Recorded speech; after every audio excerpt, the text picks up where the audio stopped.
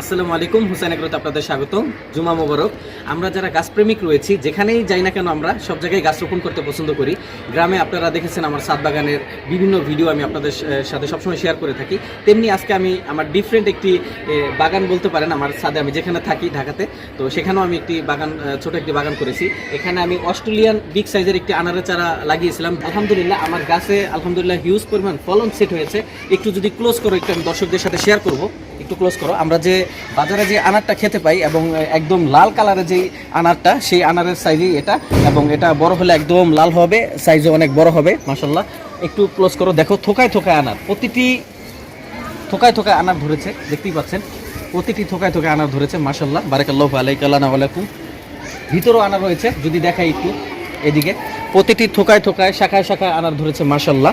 এবং এই গাছটি থেকে অলমোস্ট আমি দুইটি চারা কলমের সিদ্ধান্ত নিয়েছি। এখানে অলরেডি দুইটি কলম করেছি, সেখান থেকে অলরেডি শিকড়ও বের হয়েছে, এখান থেকে কলম করেছি। আর মেবি 2-1 সপ্তাহ পর আমি এই কলমের ইয়াটা এখান থেকে কেটে ফেলতে পারবো। দুইটা করেছি অলমোস্ট, এই দুইটা অবশ্যই আমি আপনাদের সাথে এই জিনিসটি শেয়ার করব যে গুটি কলমের যে গুটি কলম এবং যে গাছ থেকে যে কলম করা হয়, তা এটার সায়ন পদ্ধতি কীভাবে করা হয়, এটার প্রসেসিং নিয়েও নেক্সটে আপনাদের সাথে কথা বলার চেষ্টা করব।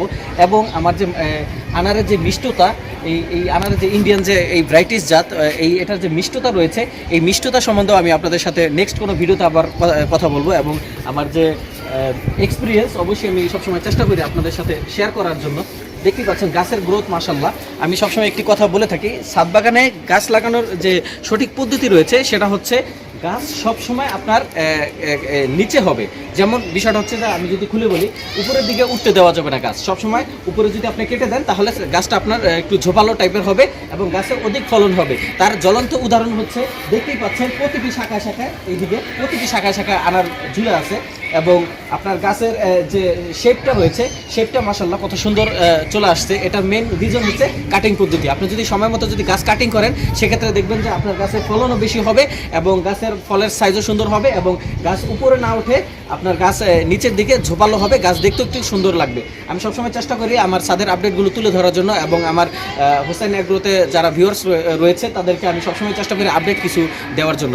যারা এখন আমার পেজটি ফলো করেন, অবশ্যই আমার পেজটি ফলো করবেন ছাদ রিলেটেড কৃষি কন্টেন্ট পেতে। অন্য কোনো ভিডিওতে আবার আপডেট নিয়ে দেখা হবে। সবাই ভালো থাকবেন। আসসালামু আলাইকুম ওয়া রাহমাতুল্লাহি ওয়া বারাকাতুহু।